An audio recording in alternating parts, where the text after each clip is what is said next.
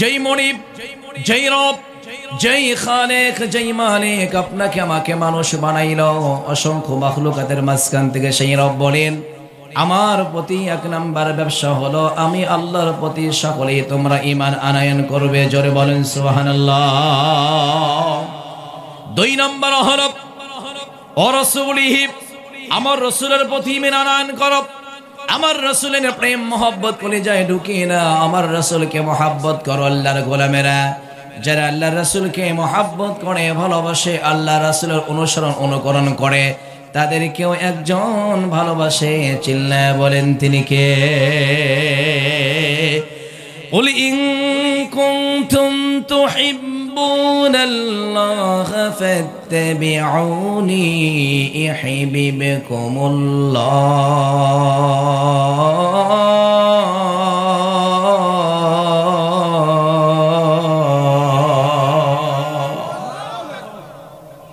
রব্বুল আলামিন বলেন বলে হে রাসূল আপনি বলে দিন ইন কুনতুম তুহিব্বুনাল্লাহ, যদি আমার কোনো বান্দা বান্দিরে আমি আল্লাহর ভালোবাসা পেতে চাই, আল্লাহ বলেন অবশ্যই তোমাকে মহব্বত করতে হবে, ভালোবাসতে হবে। যারা আল্লাহর রাসূলকে মহব্বত করে এবং ভালোবাসে, আল্লাহ বলেন আমি আল্লাহ তাদেরকে মহব্বত করি এবং ভালোবাসি। জোরে বলেন সুবহানাল্লাহ। আমার ভাইরা, আল্লাহ রাব্বুল আলামিন যাদেরকে ভালোবাসেন, যাদেরকে মহব্বত করেন, রব বলেন কেবলমাত্র ভালোবাসি না, মহব্বতই করি না। আল্লাহ বলেন আগফির লাকুম যুনুবাকুম, আমি আল্লাহ তাদের জিন্দেগির গুনাহগুলো মাফ করা শুরু করে দেই। জোরে বলেন না আল্লাহু আকবার।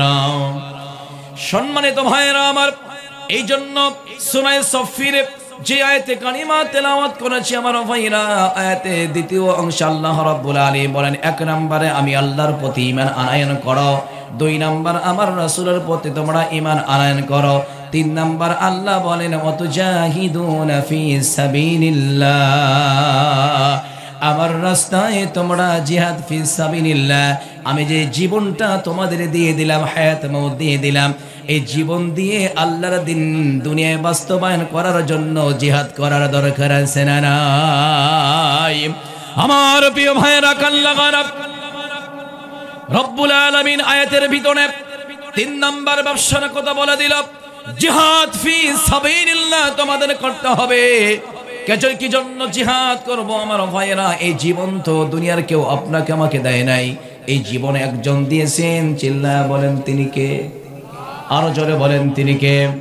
আল্লাহর দেয়া জীবন দিয়ে আমার ভাইরা আল্লাহর দ্বীন কায়েমের জন্য, আল্লাহর হুকুমত বাস্তবায়নের জন্য, সংবিধানে আল্লাহর কোরআনকে বসানোর জন্য, ইসলামী হুকুমত প্রতিষ্ঠার জন্য আল্লাহ বলেন যদি প্রয়োজন হয় তাগুদের সাথে, বাতিলের সাথে আমি আল্লাহ দিয়া জীবনটা দিয়ে তোমরা জিহাদ করে দাও। জোরে বলেন না সুবহানাল্লাহ।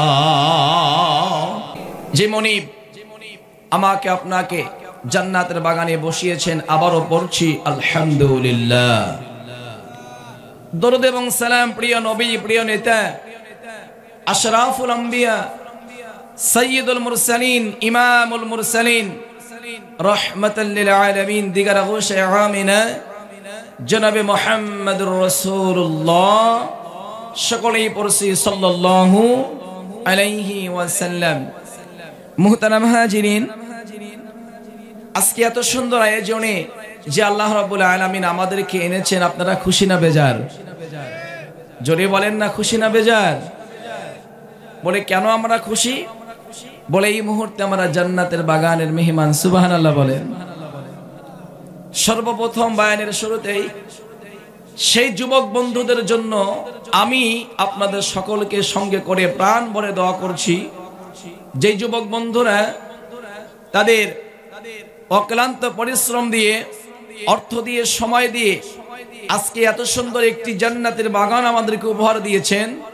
আল্লাহ তাআলা যেন প্রত্যেকটা যুবক বন্ধুকে খালিদ বিন ওয়ালিদের মতো ইসলামের সৈনিক হিসেবে কবুল করে না। সকলেই বলেন আমিন।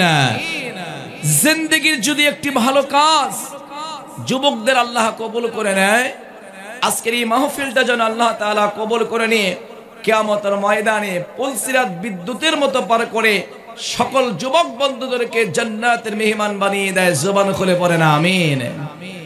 যুবকরা ইচ্ছে করলে নতুন বছরে নতুন আঙ্গিকে দেশ যখন দ্বিতীয়বার স্বাধীন হয়ে গেল, সবাই তো আমরা এখন যার যার মনের ভাব প্রকাশ করতে পারছি। এই মুহূর্তে যুবকরা কোরআনের মাহফিল, জান্নাতের বাগানের আয়োজন না করে ভিন্ন কোনো আয়োজন তো তারা করতে পারতো। কথা বলেন ঠিক কিনা? কথা বলেন ঠিক কিনা? যদি আমার যুবক বন্ধুরা ভিন্ন আয়োজন করত, ভিন্ন আয়োজন বলতে আমরা অনেকেই বুঝে গেছি, যদি সেই রকম একটা আয়োজন কেন হতো, আমার মনে হয় কেউ মেলায় থাকতো না, কেউ বাসায় থাকতো না, কেউ চাস্তালে থাকতো না। চাস্তাল আলাও আজকের দিনে চস্তাল বন্ধ করে সামনের কাতারে দাঁড়িয়ে ওই অনুষ্ঠান সাকসেসফুল করার জন্য চিন্তা করতো। কথা বলেন ঠিক কিনা? কিন্তু অত্যন্ত কষ্ট লাগে ওই অনুষ্ঠানগুলোকে প্রাধান্য দেওয়া হয়, কিন্তু কোরআনের মাহফিলকে প্রাধান্য দেওয়া হয় না। নিজেদের ইতিহাসে অন্য মুসলমানকে রশি দিয়ে বাঁধার মতো রেখে দেয়। বসো, এক কাপ চা খেয়ে যাও, একটা পান খেয়ে যাও, সময় তো আরো আছে, বক্তা আরো আছে, ওই বক্তার সময় গেলেই তো হবে। আমি বলতে চাই, ও যুবক, ও দোকানদার ভাই, তুমি শেষ পর্যন্ত মাহফিলে আসতে পারবে কিনা এই গ্যারান্টি কিন্তু তোমার নাই। হতে পারে একটা ব্যস্ততা এসে তোমাকে ঘিরে নেবে আর তোমার আশা হবে না, অথবা আজকের রাত তোমার জিন্দেগির শেষ রাত হয়ে যেতে পারে। এমনটা যদি হয়ে যায়, দুনিয়াতেই জান্নাতের বাগান থেকে মাহরুম হয়ে যাওয়ার কারণে আল্লাহর কাছে তুমি অপছন্দনীয় হইতেও পারে। কথা বলেন ঠিক কিনা? এজন্য যুবকরা এত সুন্দর আয়োজন করেছেন, মোস্ট ওয়েলকাম জানাবো। সকলেই দলে দলে যোগদান করে আজকের মাহফিলে এসে মাহফিলকে সাফল্য মণ্ডিত করুন। সকলেই পড়ে আল্লাহুম্মা আমিন। সম্মানিত ভাইরা আমার, আমি কোরআনে হাকিমের সূরা সফি থেকে সর্বপ্রথম যে আয়াতে কারিমা তেলাওয়াত করেছি, মহান আল্লাহ রাব্বুল আলামিন সুবহানাহু ওয়া তাআলা এই আয়াতে কারিমার মধ্যে এক শ্রেণীর মানুষদেরকে ডাক দিয়ে বলেছেন, আমি কি তোমাদের একটা ব্যবসার কথা বলে দেব, যেই ব্যবসা তোমাদেরকে কঠিন আযাব থেকে রক্ষা করবে। সুবহানাল্লাহ বলেন। কোন শ্রেণী, কোন মানুষগুলোকে আল্লাহ তাআলা ব্যবসা শিখায়, কি ব্যবসা করলে কঠিন জাহান্নামের আগুন থেকে আল্লাহ তাআলা বাঁচিয়ে দিবেন, সেই সম্পর্কে আল্লাহ রাব্বুল আলামিন সূরা সফির এই 11 নম্বর আয়াতে কারিমার মধ্যে আল্লাহ রাব্বুল আলামিন নিজেই ওয়াজ করে তামাম পৃথিবীর মানুষদেরকে আল্লাহ রাব্বুল আলামিন জানিয়ে দিয়েছেন। জোরে বলুন সুবহানাল্লাহ। মুসলমান ভাইরা নে আমার,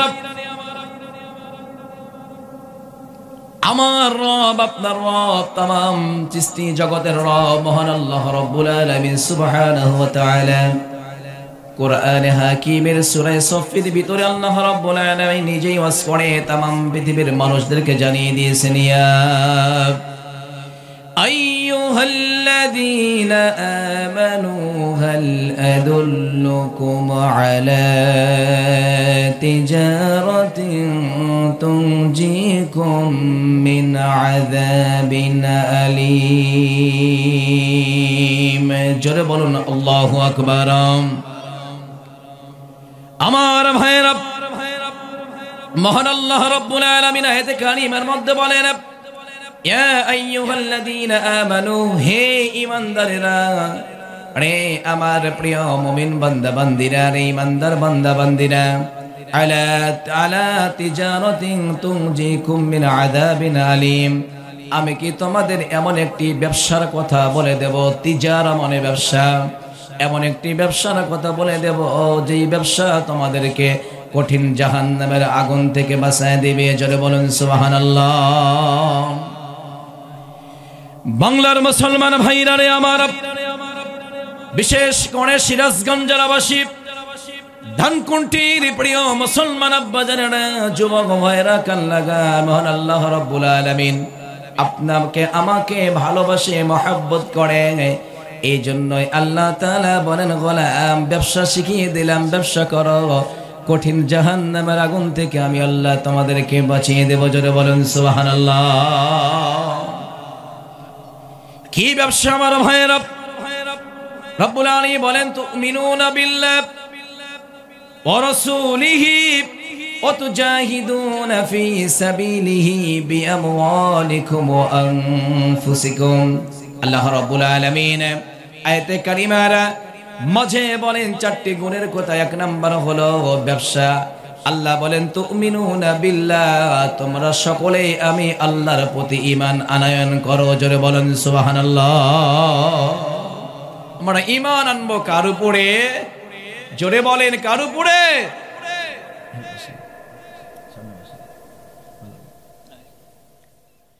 আমার ভাইরা, যেই মনিব, যেই রব, যেই খালেক, যেই মালিক আপনাকে আমাকে মানুষ বানাইলো অসংখ্য মাখলুকাতের মাঝখান থেকে, সেই রব বলেন আমার প্রতি এক নাম্বার ব্যবসা হলো আমি আল্লাহর প্রতি সকলেই তোমরা ঈমান আনয়ন করবে। জোরে বলেন সুবহানাল্লাহ।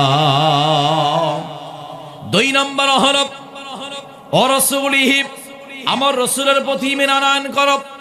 আমার রাসূলের প্রেম মহব্বত করে যায় ঢুকিয়ে না, আমার রাসূলকে মহব্বত করো। আল্লাহর গোলামেরা যারা আল্লাহর রাসূলকে মহব্বত করে, ভালোবাসে, আল্লাহ রাসূলের অনুসরণ অনুকরণ করে, তাদেরকেও একজন ভালোবাসে। চিল্লায়া বলেন তিনি কে? কুল ইন কুনতুম তুহিব্বুনাল্লাহ ফাত্তাবিউনি ইউহিব্বুকুমুল্লাহ।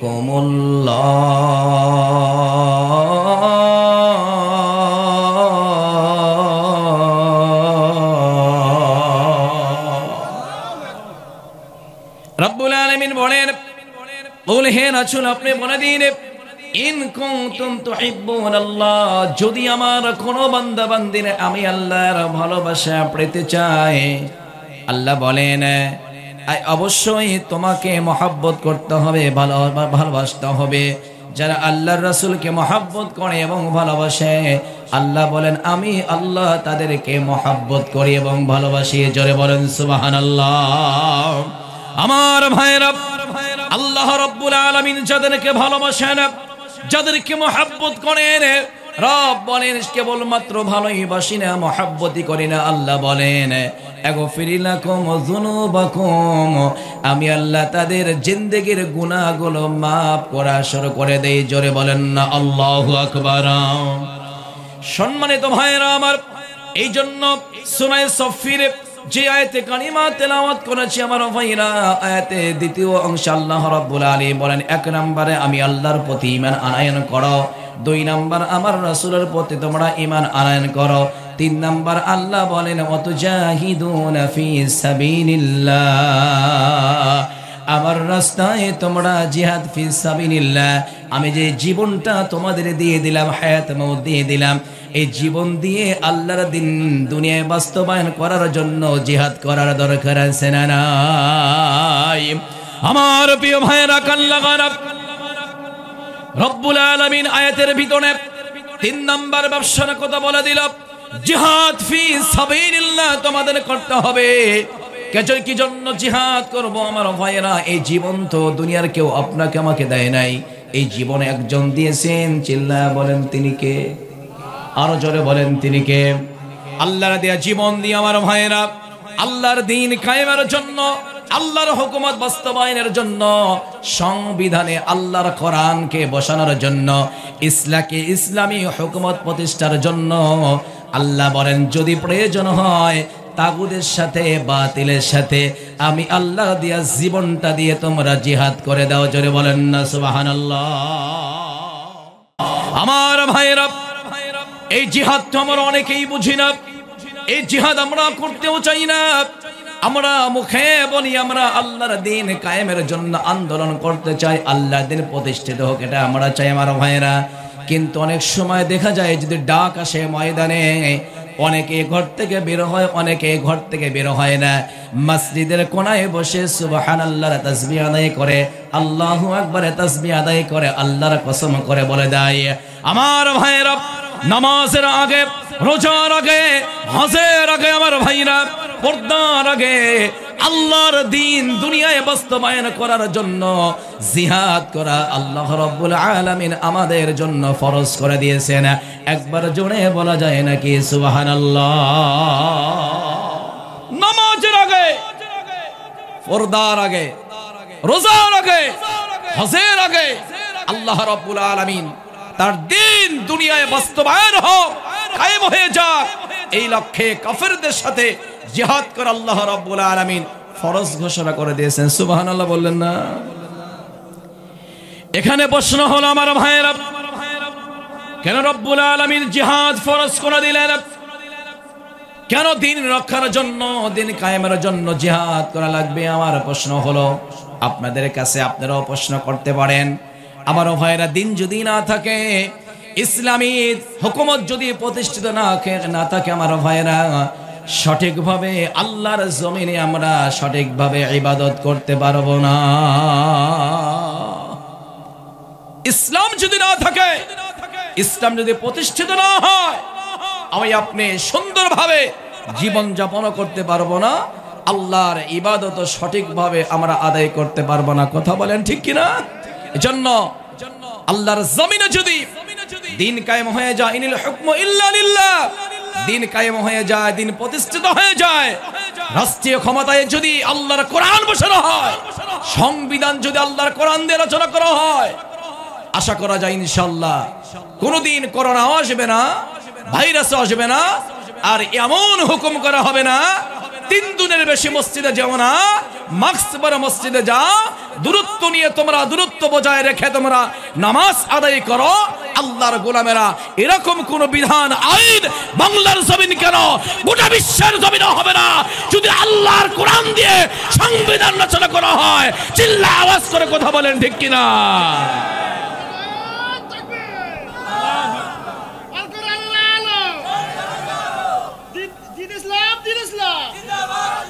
আমার ভাইয়েরা, এই জন্যই তো আপনাদের খেদমতে এখন আমাদের বারবার একটি মেসেজ করা হচ্ছে। 54টি বছর অনেক কিছু আপনারা দেখলেন, অনেক কিছু দেখার পরে অনেক কিছু পেয়েছেন, আবার অনেক কিছু থেকে আমরা মাহরুম বঞ্চিত হয়েছি। 54 বছরের যে ভুল, সেগুলো সংশোধন করে একটা মেসেজ আপনাদের কাছে, একটা নিবেদন আপনাদের কাছে, একটা বারের জন্য সকলকে সঙ্গে করে নিয়ে পার্লামেন্টে আল্লাহর কোরআনকে আমরা বসাইতে চাই। রাজি আছেন তো ইনশাআল্লাহ? আপনারা সবাই রাজি আছেন তো ইনশাআল্লাহ? 2 হাত ওঠানো যায় না? লিল্লাহে তাকবীর, আর একটু জোরে নারায়ে তাকবীর।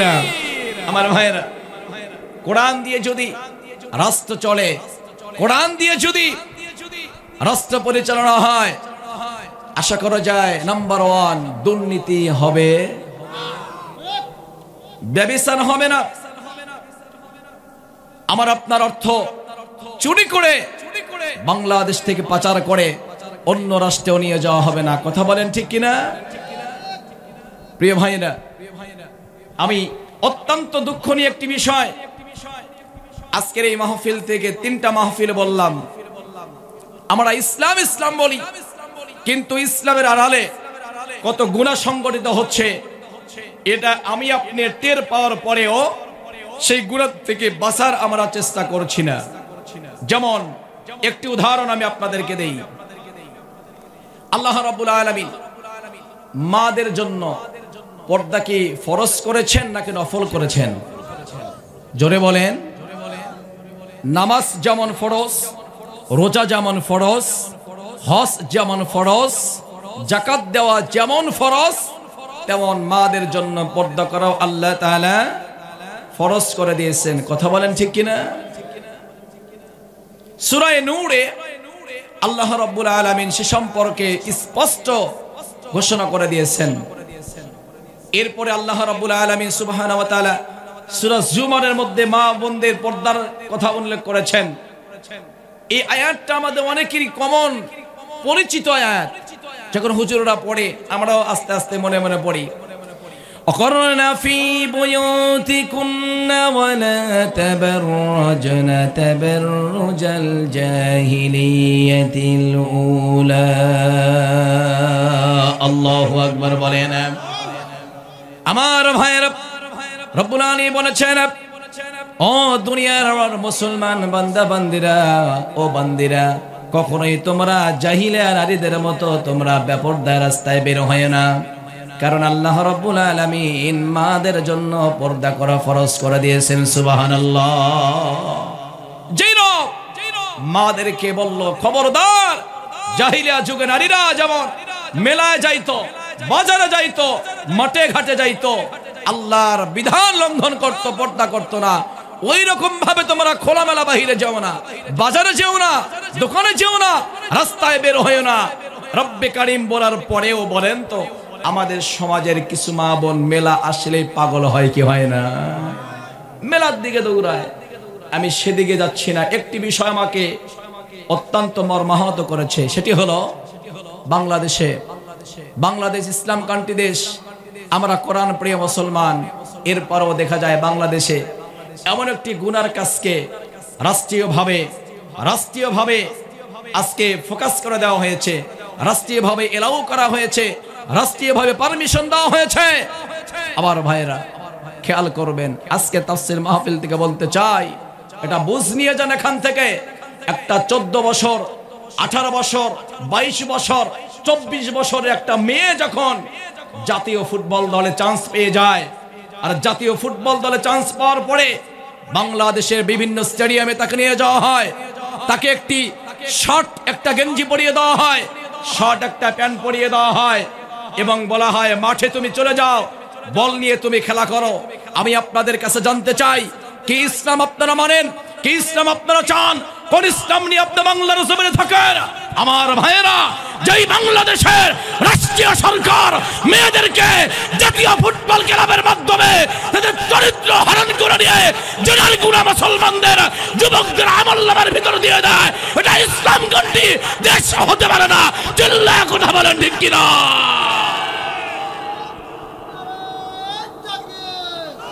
আমার ভাইয়েরা, তাকবীর পরে লাগান। এই তাকবীরটা আবেগে দিচ্ছেন, আবেগে। এই তাকবীর তো বাড়ি পর্যন্ত নেওয়া হবে না, কথা বলেন ঠিক কিনা? এই তাকবীর বাড়ি পর্যন্ত কেউ নেবেন না। আমার বয়ানের পরে যদি টেলিফোন যদি আসে যে ধানকুন্টি গ্রামের আব্দুল সাত্তারের মেয়ে মোসাম্মদ জ্যোতি খাতুন বাংলাদেশ জাতীয় ফুটবল ক্লাবে চান্স পেয়েছে, দেখবেন যে এখন থেকে প্রস্তুতি গ্রহণ করবে। নিম গাছে বেলিকে ফেল লাগাবে, বেলি 1 মণ মিষ্টি অর্ডার করো। তারা সে আনন্দকে ফোন লাগাবে, যত মিষ্টি আসে সব তুমি আমার জন্য রেখে দাও। কেন? বলে আমার মেয়ে জ্যোতি বাংলাদেশ জাতীয় ফুটবল ক্লাবে চান্স পেয়েছে, আগামীকাল থেকে ফুটবল নিয়ে ময়দানে খেলা করবে, এমন ঘোষণা হয় কি হয় না? ওই বাবার কাছে আমার মেসেজ, ওই বাবার কাছে আমার প্রশ্ন হলো, ও বাবা, ও অভিভাবক, ও পিতা, কত টাকা তোমার প্রয়োজন, কত অর্থের প্রয়োজন নিজের জন্ম দেওয়া কন্যা সন্তানকে একটা হাফ প্যান্ট পরিয়ে, একটা শার্ট গেঞ্জি গায়ে দিয়ে মাঠে তুমি পাঠিয়ে দাও। আর যখন একটা 14, 18, 20, 22 বছর একটা মেয়ে যখন মাঠের ভিতরে দৌড়াদৌড়ি করে, বলেন তো তার দেহের যে কনফিডেন্স, দেহের যেই বিষয়গুলো মানুষের নজরে পড়ে কি পড়ে না? কথা বলেন, পড়ে কি পড়ে না? ইসলাম যদি, আমি স্পষ্ট ভাষায় বলতে চাই, বাংলাদেশে যদি পার্লামেন্টে ইসলামী আইন বাস্তবায়ন হয়ে যায়, আল্লাহর কোরআন যদি স্থান পেয়ে যায়, বাংলাদেশ যদি আমার ভাইয়েরা আল্লাহর কোরআন দিয়ে শাসন হওয়া শুরু হয়ে যায়, আপনাদেরকে অভয় করতে পারি, মেসেজ করতে পারি, সান্ত্বনার বাণী শোনাইতে পারি। রব্বুল আলামিন নারীদেরকে ঘরের ভিতরে, অন্দরমহলে, পর্দার ভিতর থাকার কথা বলেছেন। ওই নারীদের দিয়ে আর কোনো তালবাহানা চলবে না। নারী ফুটবল জাতীয় ক্লাব নামে বাংলার দেশে একটা ক্লাবও থাকতে দেওয়া হবে। কথা বলেন ঠিক কিনা? কারণ একজন মা, একজন বোন, তার পর্দা করা দরকার আছে না নাই? যেই বোন ফুটবল খেলে মাঠের ভিতরে, ও কি পর্দা করে? কথা বলেন না কেন? পর্দা করে। তাহলে আল্লাহর বিধান লঙ্ঘন হয় কি হয় না? হয় কি হয় না? তুমি পুরুষ দিয়ে খেলাও আর কাপ নিয়ে আসো, এতে আমাদের কোনো মাথা ব্যথা নেই, এমনিতেই জায়েজ না। এরপরেও ভালো খেলাও, কাপ নিয়ে আসো, কিন্তু 54 বছর যাব লক্ষ্য করছি আমার চেয়ে আপনার অনেকেই বয়সে বড়ও আছেন। কত ক্লাবে আমাদের বাংলা সন্তানরা খেললো, কত জায়গায় খেললো, আজও পর্যন্ত যাদের পিছনে লক্ষ লক্ষ টাকা ব্যয় করা হয়, কোটি কোটি টাকা ব্যয় করা হয়, আজও পর্যন্ত সেই দল একটা বিশ্বকাপেও চান্স নিতে পারে? কথা বলেন, পারে? একটা 4 কাপ আনতে পারে না, বিশ্বকাপ তো অনেক দূরের কথা। আমাদের এই মনোভাব দেখে বাংলাদেশের সন্তানগুলো কি করে, কয় বাংলাদেশ তো বিশ্বকাপেই নাই, ও পতাকা নিয়ে লাভকে, এই জন্য আর্জেন্টিনা নিয়ে আমাদের যুবকরা পাগল হয়। কথা বলেন ঠিক কিনা? যুবকদের নিয়ে যা করে মাশাআল্লাহ করো, আমাদের অতটা মাথা ব্যথা নাই, কিন্তু নারীর চরিত্র হরণ করে নেওয়ার জন্য নারী ফুটবল ক্লাব তৈরি করে বাংলাদেশ থেকে নারীদেরকে বাছাই করে করে সেই ফুটবল ক্লাবে নিয়ে একটা 18 বছর 25 বছর মেয়েকে একটা শর্ট গেঞ্জির প্যান্ট পরিয়ে মাঠে নামিয়ে দাও খেলা করার জন্য। ইসলাম দিয়ে তাল বাহানা ছাড়া আর ওই যে জাতীয় বর্ষক দিয়ে দালালি ছাড়া এটা কোনো কিছুই হতে পারে না। চিল্লা আওয়াজ করে কথা বলেন ঠিক কিনা? রুখে দাঁড়াইতে হবে। কত টাকা আপনার দরকার? আপনার মেয়েরে দিয়ে আপনি ফুটবল খেলান, আর চতুর্পাশে গ্যালারিতে যুবকরা শুধু প্রতিধ্বনি দেয়, মারহাবা দেয়। আপনি একটাবারও আপনি চিন্তা করেন নাই, কল্পনা করেন আপনার মেয়েকে নিয়ে কত যুবক কত কিছু চিন্তা করে। সেকেন্ডে সেকেন্ডে জেনার গুনাহ হচ্ছে, আর ওই জেনার গুনাহ শুধু মেয়ে কামাই করতেছে না, আপনার আমলনামা আল্লাহ তাআলা ট্রান্সফার করতেছেন। সুবহানাল্লাহ বলেন। আপনারা যে বুঝে নাউজুবিল্লাহ কইছেন, আলহামদুলিল্লাহ, নাউজুবিল্লাহ জোরে বলেন। আচ্ছা, যতটুকু বললাম এর ভিতরে বলেন তো, নারী ফুটবল ক্লাব কি জায়েজ আছে? আওয়াজ করে বলেন, জায়েজ আছে? কিন্তু আমার দেশের জাতীয় সরকারগুলো এগুলো সাপোর্ট করে, এগুলো নিয়ে তামাশা করে। আমরা সোচ্চার হই, প্রতিজ্ঞাবদ্ধ হই, যেগুলো ইসলাম বিরোধী কাজ এগুলো আর বাংলাদেশে হতে দেওয়া হবে পারবো তো ইনশাআল্লাহ। আল্লাহ তাআলা যেন কবুল করে, জোরে বলেন আমিন। কতদিন চলে যাচ্ছে, কয়টি গুনার কাছে আপনারা বন্ধ করেছেন। আমরা যখন রাস্তার মোড়ে মোড়ে যাই, যুবকদেরকে আহ্বান করছি, যুবক শোনো, এগুলো নিয়ে প্রতিবাদ করো। যখন রাস্তার মোড়ে মোড়ে যাই, বিভিন্ন জায়গায় দেখি লম্বা ভাবে পোস্টার টাঙানো হয়েছে। যদি এই পোস্টারের দিকে একবার চোখ চলে যায়, কি নগ্ন ছবি টাঙানো হয়েছে। সিনেমার হলে ছবি চালানো হচ্ছে, আর ওই সিনেমার হলের পোস্টারগুলো বিভিন্ন জায়গায় মোড়ে মোড়ে টাঙিয়ে দেওয়া হচ্ছে। আমার যুবকরা দেখার পরে ওই দিকে আকর্ষণীয় হচ্ছে, ওই দিকে ধাফিত হচ্ছে। যেই পোস্টারের দিকে তাকানোর পরে কবিরা গুনাহ হয়ে যায়, অজান্তেই জিনার গুনাহ হয়ে যায়। আমি আপনাদেরকে মেসেজ করতে চাই, যদি পার্লামেন্টে আল্লাহর কোরআন চলে যায়, আল্লাহর কোরআন দিয়ে যদি বাংলাদেশ পরিচালিত হওয়া শুরু হয়ে যায়, আল্লাহর ফজলে কথা দিয়ে যায়, বাংলাদেশ থেকে আগে সিনেমার হল মুক্ত বাংলার জমিন বানানো হবে। আল্লাহ যেন কবুল করে, জবান বন্ধ না রেখে একসঙ্গে বলেন আল্লাহুম্মা আমিন। যেই দেশে অসংখ্য মাদ্রাসা, আর এই মাদ্রাসা হওয়ার কারণে, আল্লাহর কোরআন তেলাওয়াতের কারণে আসমানি বড় বড় আযাব আল্লাহ তাআলা আমাদের দেয় না। কিসের জন্য জানেন? এই ছাত্রদের কোরআন তেলাওয়াতের কারণে। সুবহানাল্লাহ বললেন না? গভীর রাতে যখন আমি আপনি ঘুমিয়ে থাকি, যে সময় দোয়া কবুলের সময়, ওই সময় মাদ্রাসার ছাত্রগুলো উঠে ঠান্ডা পানি দিয়ে ওযু কইরা তাহাজ্জুদের নামাজে কোরআন তেলাওয়াতে আল্লাহ তাআলার সাথে গল্প করে। শুধু তাই না, ওরা দোয়া করে, আল্লাহ তুমি আমার সোনার বাংলাদেশে তুমি কোনো আযাব গজব দিও না, আল্লাহ ইরাক এলাকার উপরে রহমত বর্ষণ করে দাও।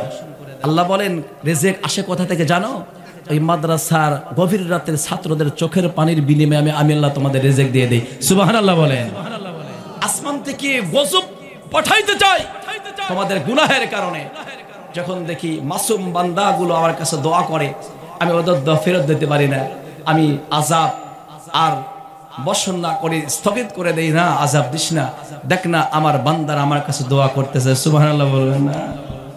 যেই দেশে একবার নয়, দুইবার নয়, 6 থেকে 7 বার বাংলাদেশের খুদে ছাত্রগুলো, খুদে আল্লাহ কোরআনের শিল্পীগুলো, শুধু একটি রাষ্ট্র নয় আমার ভাইয়েরা, 123, 137, 135, 119, 111 এভাবে করে 100-এর উপরে রাষ্ট্রের সাথে কোরআন প্রতিযোগিতায় বিশ্ব মহলে কোরআন প্রতিযোগিতা করতে গিয়ে 7 বার আমার বাংলাদেশের সন্তানগুলো বিশ্ব চ্যাম্পিয়ন হয়েছে।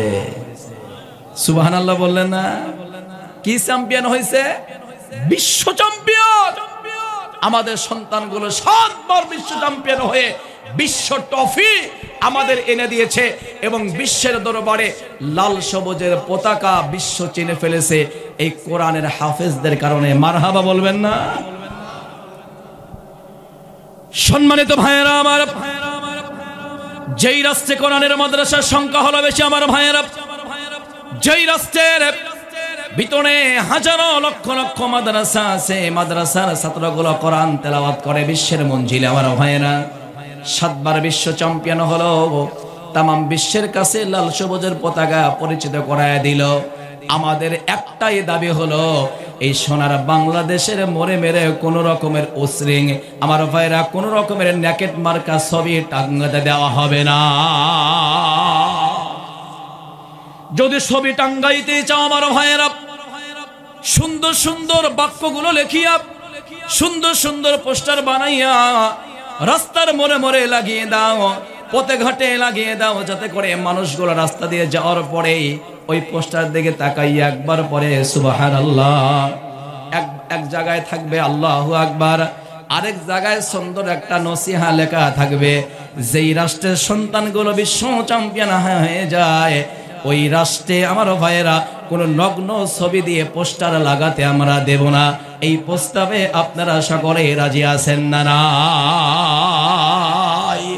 যেদিন দেখবো আমার ভাইয়েরা বাংলাদেশ থেকে এই নগ্ন ছবি টাঙানো বন্ধ করা হয়েছে, বাংলাদেশ থেকে আমার ভাইয়েরা 25 বছরের কন্যা সন্তানকে হাফ প্যান্ট পরিয়ে মাঠে বলগুলো গুড়াগুড়ি বন্ধ করা হয়েছে, যেদিন আমি দেখবো আমার ভাইয়েরা বাংলাদেশের আমাদের যুবক বন্ধুদেরকে তাদের ব্রেন নষ্ট করার জন্য, তাদের চরিত্রে কারো দাগ লাগাইবার জন্য আমার ভাইয়েরা যে হল মালিকগুলো নগ্ন ছবি চালানো শুরু করে দিয়েছে, যেদিন বাংলাদেশ থেকে নগ্ন হলের ছবিগুলো বন্ধ করতে পারবো ওই দিন মনে করব ইনশাআল্লাহ বাংলাদেশে আস্তে আস্তে কোরআনের রাজ কায়েম হচ্ছে। কথা বলেন ঠিক কিনা? আমি আপনি নামাজও পড়বো, ওদেরও সাপোর্ট করব। আমি আপনি নামাজও পড়বো। যেই মদ আল্লাহ রাব্বুল আলামিন হারাম করেছেন, মদ পান করা কি আপনাদের কষ্ট হচ্ছে? কষ্ট পাইতেছেন? রাত তো অনেক বিশাল, তবে আজকে আলহামদুলিল্লাহ আমি যেটা শুরুতে মনে করেছিলাম যে আজকে মনে হয় প্রচন্ড শীত হবে, কিন্তু অন্য দিনের তুলনায় কিন্তু আজকে শীত খুবই কম। কথা বলেন ঠিক কিনা? শীত নাই বললেই চলে। আলহামদুলিল্লাহ সুম্মা আলহামদুলিল্লাহ, আল্লাহ তাআলার কাছে শুকরিয়া যে সুন্দর একটি আবহাওয়ায় আজকে অনুষ্ঠান কবুল করেছেন। আবারও পড়ছি আলহামদুলিল্লাহ। আজকের একজন প্রাচীন পুরাতন একজন আলোচক আমাদের মাঝে আল্লাহ তাকে এনেছেন, এই জন্য আপনারা বেজার না খুশি? কারা খুশি আওয়াজ কইরা বলেন দেখি আলহামদুলিল্লাহ। আরো আওয়াজ কইরা আলহামদুলিল্লাহ। আলহামদুলিল্লাহ। এরপরে আমার ভাই যেন আসবেন। যাই হোক আমার ভাইয়েরা, যেই মদ আল্লাহ রাব্বুল আলামিন হারাম করেছেন ওই মদের লাইসেন্স আমার সোনার বাংলাদেশে দেওয়া হয়। কথা বলেন না কেন আপনারা? মদের লাইসেন্স দেয় কারা? যারা উপর মহলে আছে, যারা রাষ্ট্রীয় ক্ষমতায় চেয়ারটা দখল করে নেয় আমার আপনার মহামূল্যবান ভোটের মাধ্যমে। ভোট দেওয়া লাগে কি লাগে না? লাগে না, তাই না? একজন বলতেছে লাগে, আর একজন কয় লাগে। আমার ভাইয়েরা, তবে হ্যাঁ কিছু মানুষ দিছে আর কিছু মানুষের দেওয়া লাগে নাই। কথা বলেন ঠিক কিনা? কিছু মানুষ দিছে আবেগে হোক আর ভালোবাসায় হোক, আর পুকুর খাওয়ার জন্য হোক আর টাকা পাওয়ার জন্য হোক। হাসেন এখন, হাসেন। কি কৌশল করা হয়তো এগুলো বলতে গেলে কেমন যেন মনে হয়। কিছু মানুষ দিচ্ছে, কিছু মানুষ দেয় নাই। আবার অনেকেই যায়, কয় যাও কেন? কয় ভোট দেওয়া লাগবে না, হয়ে গেছে। কয় কখন? কয় হয়ে গেছে। কয় তোমারটা হয়েছে, তোমার দাদারটাও হয়েছে। আছে না নাই? আমার দাদার ভোট হলো কেমনে রে? দাদা মারা গেছে 2001 সালে, আর ভোট হলো 2022 সালে। আমার দাদার ভোট কেমন হলো? কয় হয়েছে এভাবে, দাদা মনে হয় গোরস্থান থেকে উঠে আসছিল। এমন নজর দেখেন নাই আপনারা? আবার অনেকেই স্লোগান দিছে, কয় ওরা ভোট চুরি করছে ফজরের আগে অথবা ফজরের পরে। বলে ওই দল কয় যে ওরা ফজরের পরে সব ব্লাড নিয়ে বাক্সে দিছে। আমরা ওই ভুল করি নাই, আমরা তাহাজ্জুদ পড়ে আর ঘুমাই নাই, তাহাজ্জুদের সময় আমরা ভোট সব নিয়ে নিয়েছি। সুবহানাল্লাহ কইলেন নাকি নাউজুবিল্লাহ? আমার ভাইয়েরা, আমাদের মহামূল্যবান ভোটগুলো যারা নিয়ে সেই ক্ষমতার চেয়ারে বসে ক্ষমতা যারা প্রয়োগ করলো, ওরা আল্লাহর কোরআনের সেই হুকুমকে লঙ্ঘন করে মদের লাইসেন্স দিয়ে বাংলাদেশে হাজারো সেক্টর খুলে দিয়ে আমাদের সন্তানগুলোর লাইফ ওরা বরবাদ করে দিয়েছে। চিল্লা কথা বলেন ঠিক কিনা? জোরে কথা বলেন ঠিক কিনা? তামাশা করো। 54টি বছর বাংলাদেশের মানুষের সাথে তামাশা করা হয়েছে। যদি বলেন কেন? যেই পর্দা করে আল্লাহ ফরজ করলো, সেই পর্দাকে লঙ্ঘন করার জন্য আমার মেয়েদেরকে নিয়ে জাতীয় ফুটবল ক্লাবের চান্স দিয়ে বিভিন্ন রাষ্ট্রে আর প্রলোভন দেখিয়ে বাবার বাড়ি বিল্ডিং বানিয়ে দেওয়া হবে। জাতীয় কোষাগার থেকে, রাষ্ট্রীয় কোষাগার থেকে হাজারো টাকা দিয়ে লোভ দেখিয়ে আমার বোনদের চরিত্রকে হরণ করে নেওয়ার জন্য তাদের মাধ্যমে ফুটবল খেলাইলো আর তাদের পর্দাকে লঙ্ঘন করে দিল। যারা আল্লাহর ফরজ বিধান নিয়ে যারা তামাশা করেছে, আল্লাহ বলে আমি ধরি না, ধরলে আমি আল্লাহ ছাড়ি না। কথা বলেন ঠিক কিনা? যারা আল্লাহর বিধান নিয়ে যারা তামাশা করবে, মনে রাখবেন আল্লাহ ধরা কিন্তু খুবই শক্তিশালী ধরা।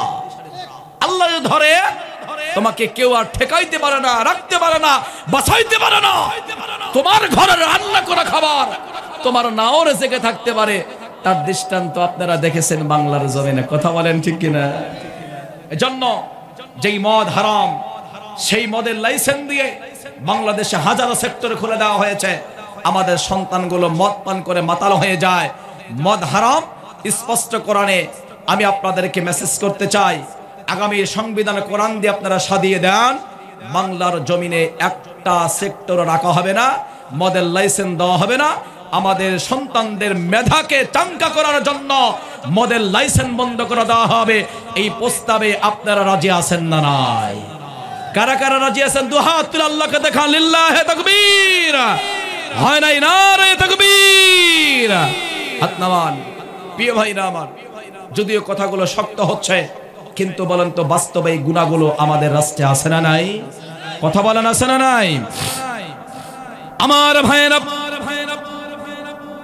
যেই বিশ্ব নবী সাল্লাল্লাহু আলাইহি ওয়াসাল্লামের মাধ্যম দিয়ে আল্লাহ রাব্বুল আলামিন কোরআন নাজিল করে বিশ্ববাসীকে জানিয়ে দিল গুনার কথাগুলো, সেই বিশ্ব নবী কোরআন পাওয়ার পরে আমার ভাইরা আজকে যেমন অনেক মানুষগুলো কোরআন শুনতে আসে না, বিশ্ব নবী কোরআন পাওয়ার পরে কোরআনের দাওয়াত দিয়ে দেয়, অনেকের ভালো লাগে না। আমার ভাইরা, ওই সময়ে জাতীয় দুশমন ছিল আবু জেহেল, আবু লাহাব। যেমন পয়গম্বর মুসার সময় ছিল মিস্টার ফেরাউন। আমার ভাইরা রে, এমন মুসলমান আজ সমাজের ভিতর আছে অনেকে কোরআনের আওয়াজ পাওয়ার পরেও কোরআন শুনতে আসে না। এমন মুসলমান এই জমিনে আছে না নাই? আমার ভাইয়েরা, কিন্তু ইসলাম নিয়ে আমরা কথা বলি, ইসলাম কতটুকু পালন করি আমার ভাইয়েরা?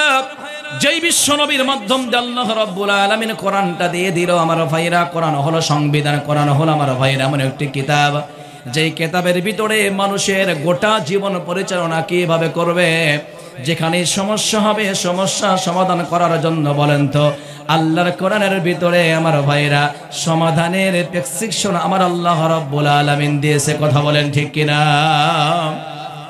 আসমান থেকে আমার আল্লাহ কোরআন নাজিল করলো, বিশ্ব নবীকে কোরআন দেয়া হলো।